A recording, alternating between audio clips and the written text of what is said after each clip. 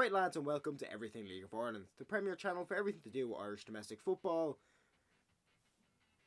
that I run from my bedroom. The League of Ireland is a bit of a strange beast in the realms of Irish sport. Not only does Irish football have to face off against Irish sports like Gaelic and hurling, alongside the heinous sport that is rugby, but you also have the biggest league in the world, about 100 kilometres and a body of water that way, I think. But don't use that as a reason to discredit the League of Ireland. It may have its ups and downs, but the League of Ireland is truly something special.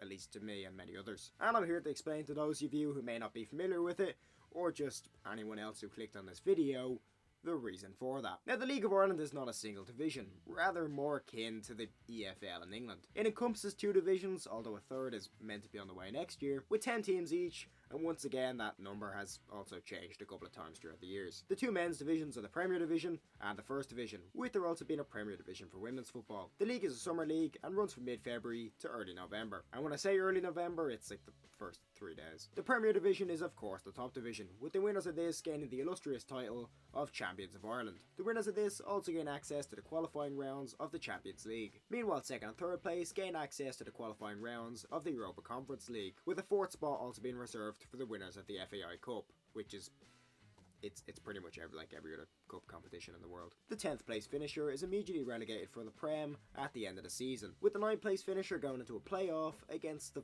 First Division playoff winners.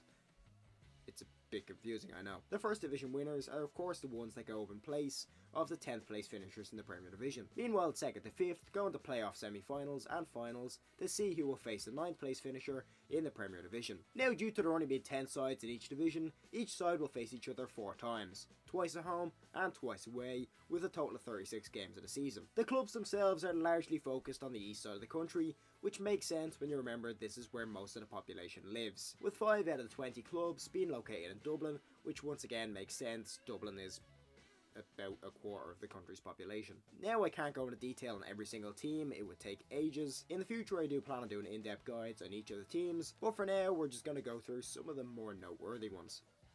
No offence if your team isn't picked. Shamrock Rovers, the biggest and most successful side in the country, hail from South Dublin. They have won a record 20 league titles and 20 FAI Cups, and share rivalries with most other clubs, especially the Dublin ones, most notably of course Bohemians of North Dublin. Dundalk are the second most successful team in the country and hail from North County Louth. They're probably the most well-known Irish side in recent times due to their success in the 2010s and European runs. Cork City are the biggest club in Munster and of course hail from Cork City. Their fan base is largely seen as one of the biggest in the country and one of the most passionate too. All of these teams engage in one or more of the league's many rivalries, which can range from regional to the flat out confusing. The Red Derby in Dublin, for example, between St Patrick's Athletic and Shelbourne, is not driven by proximity as you may think, rather a title disagreement back in the early 2000s. Meanwhile, the Northwest Derby between Derry City and Finn Harps is driven by proximity, but also the rural-urban divide between the 2 clubs. Derry themselves are an interesting case study, having played in both the Irish League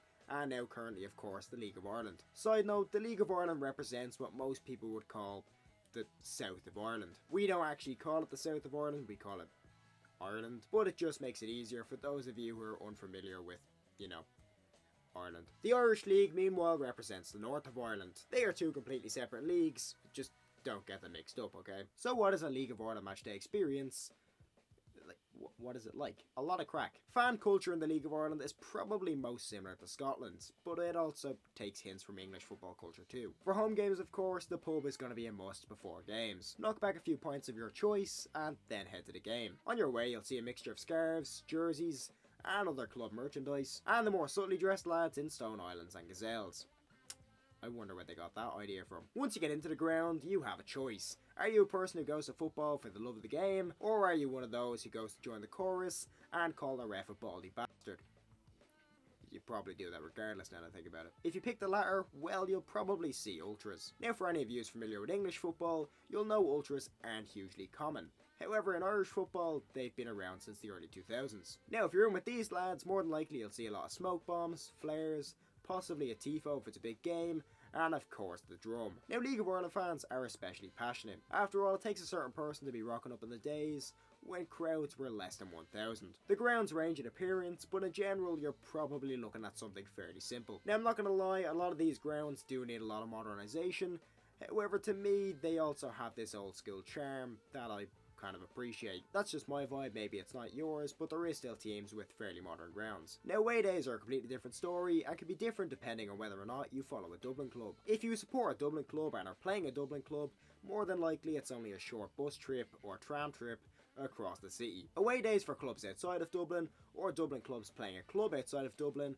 are a bit different. See, public transport outside of Dublin and Ireland is a bit shite. So a lot of the time you'll see organised buses with fans chanting on board and a few cans being thrown around. Not literally, as in passed around. Now, the away day scrapping culture that exists in England isn't really a huge thing in the League of Ireland, but it's still a bit of crack to give the big un to opposition fans anyway. But don't be surprised if they also start charging at you, you know. People tend to react when you do things like that. The food in League of Ireland grounds is about what you'd expect: burgers, chips, hot dogs. It's pretty much your normal matchday experience. So that is pretty much my guide to the League of Ireland. So if you are a new fan and I've piqued your interest, that's great. Now the next question is, who do you pick to support? Of course I could be biased and just tell you to support Pats. I would support that decision, but realistically it of course depends. Your local will of course be your first shout. It doesn't really make sense if you're a fan from Waterford to travel all the way to Dublin when there's already a club in Waterford. Now if you don't have a local, bit more of a problem. See, TV coverage of this league is also quite...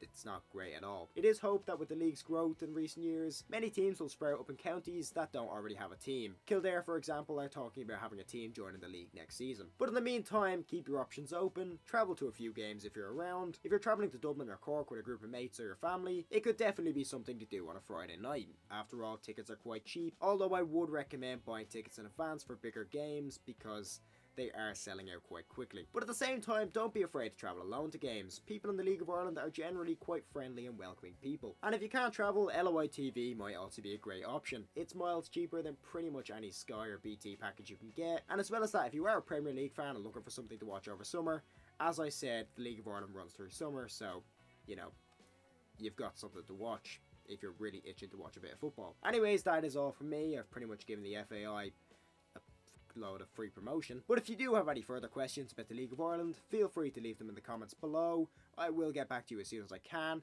And of course, thank you for watching.